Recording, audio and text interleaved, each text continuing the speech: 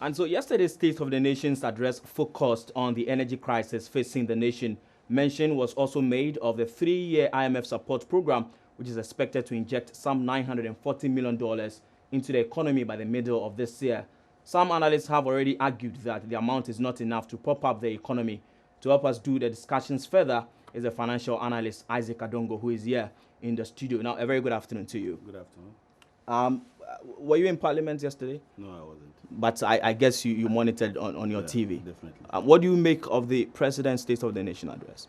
Well, I think the President demonstrated that he is on top of the issues.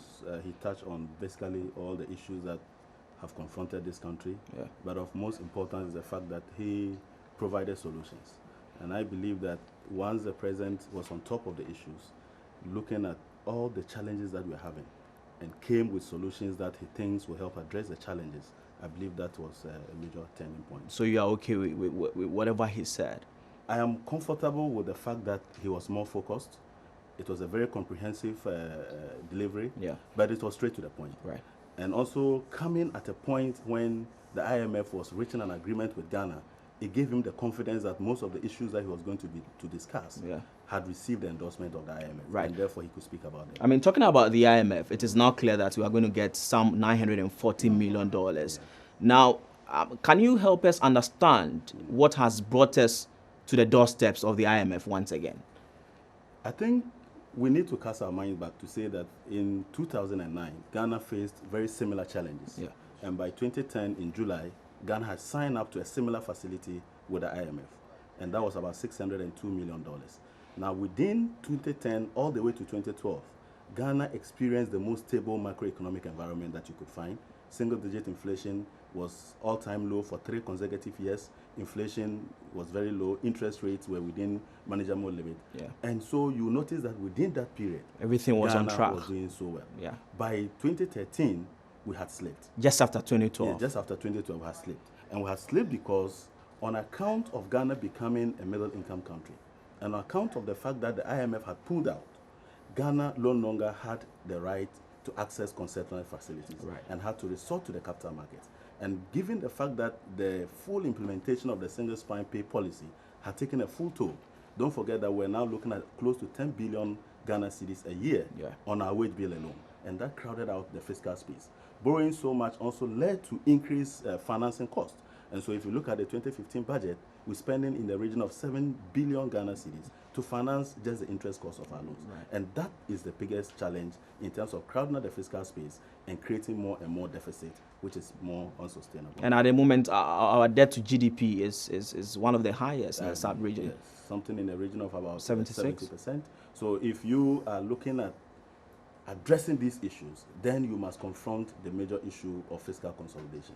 Now, things have not also helped because last year, don't forget, because of the energy crisis, the economy did not grow as much as expected. Right. Once the economy slows, what it means is that you don't generate the right revenue to support the budget, and therefore you begin to have more slippages on the fiscal side. Some have argued already, even before the $940 million come into the system, that it's not going to solve any problem. I think I disagree. Yes, Ghana would wish to have $10 billion. Obviously, everybody will want more money. But let's ask the key questions. What would an IMF program do for Ghana? Right. One, we have suffered from what we call the policy credibility issue. Most donor countries had pulled out of supporting our budget because of the fact that we had not kept several of the promises that we had made over the years. And so government was struggling to convince people, to support our budget. So we had a policy credibility factor. Now with the IMF endorsing our program, it gives the international community the confidence that the IMF has looked at our program, has looked at the progress that we have made, and is convinced that we have a workable program that will get out of these difficulties. Right. So donor funds will begin to flow in. And if you remember that we're getting about 40% of our budget was supported by donors. Last year, only 6% of our budget was supported by our donors. So let's even get an additional 15-20% of multi-donor support, and that will ease the pressure on our budget. That is one. Two, there are several international businesses that are holding on to their investment that they intend to bring to Ghana. Why? Because they are not too sure about the macroeconomic environment. Yeah. They are not too sure whether we are moving in the right direction. With an IMF in the seat and providing technical support and financing, they believe that the economy will turn around. But we've been there before. We've been to the IMF before. Yes. And so, I mean, it looks like are we not are addressing running the in circles. fundamental structure of our economy. Yeah. And it is because you and I are compelling governments to take short-term quick fixes. We are not willing to take the trouble to suffer the consequences of long-term difficulties in order to arrive at a more sustainable economic model. Okay. And so once we want to enjoy subsidies, once we want government to provide freebies for everybody, then you will need to go and ask for money from other people because you are not willing to pay the extra cost required to achieve the right services. The energy crisis is a case in point. We'll be talking about the energy crisis, but the IMF certainly, the program is going to have some effect on, say, employment. Yes. And so should we forget about that side and look at only the positives of the IMF? I think that as a country, we came to a point where we understood that we got our own public sector size completely wrong. Right. Several years ago, under His Excellency Jerry John Rawlings, Ghana went into a structural adjustment program precisely to produce a lean but efficient public sector. By this time, we are now having a public sector in the region of 600,000 people. Yeah. Okay, whereas we had just around 200,000. So that increase in the public sector numbers, which is not supported by productivity in the public sector, is what has brought our wage bill to this point. So are you suggesting that we should continue to add to the public sector and pay only 600,000 out of 25 million Ghanaians, $10 billion a year?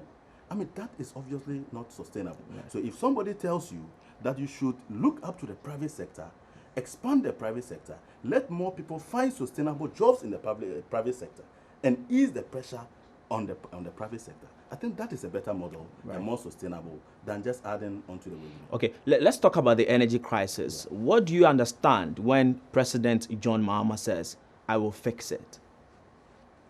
What I do understand when he says he will fix it is that he has to leave a legacy for Ghana. Right. And that legacy is that by the time he leaves office, Ghana's energy generation capacity should be enough to support us for the next 5 years. And so we should be addressing not just the annual incremental requirements to meet our growing economy, but also providing a base supply of energy that is not dependent on weather. Currently, our base supply of energy is dependent on hydro, and hydro is not reliable. If we can shift that base to thermal energy, and we can build the linkage properly with our production of our own gas, and feed our thermal plants from our own gas, then he would have left a legacy and would have fixed the problem. I mean, but bringing 1,000 batch emergency power is good for the short term, but he will not leave a legacy if that is not replaced in the long term by a more aggressive expansion. So when you're talking about long term, I mean, President Mahama has just about 1 year to leave office. Yes. Can he fix the problem before he leaves? There are several projects that are ongoing. Right. Currently, we have close to 3,660 megawatts of energy projects that are ongoing. And his view, or his vision, as he mentioned earlier, is that by 2016, Ghana should be generating 5,000 megawatts of power. Right. If you consider that our current energy stock is about 2,900 megawatts, that would have been a huge leap for Ghana. Right. And I believe that because most of the projects have started 2 years back, and others are now starting. Of course, General Electric just started a 1,200 megawatt plant. Right. And so all these will roll out into 2016, 2017. Right. And that is the view. That finally, before I let you go, the Bank of Ghana appears to be adopting some tight monetary stance, and bankers are complaining. Do you foresee them continuing that stance into 2015, just as we saw in 2014? I think the Bank of Ghana's position has been informed largely by the general economic conditions. Right. Inflation was soaring, the cedi was losing value consistently, and therefore to address these challenges, they needed to tighten up the monetary policy stance. Today, if IMF brings the funding and we achieve the level of signaling effect that we expect from the international donor community, we achieve the signaling effect that we expect from the international business community in terms of foreign direct investment, and we are able to address the energy crisis, these economic fundamentals will begin to soften. Inflation will come down, and we'll begin to see a stability in the forex market. Right. And once these issues are addressed, you will see an automatic relaxation of monetary policy. Thank you very much, Mr. Isaac Adongo. And so we've been speaking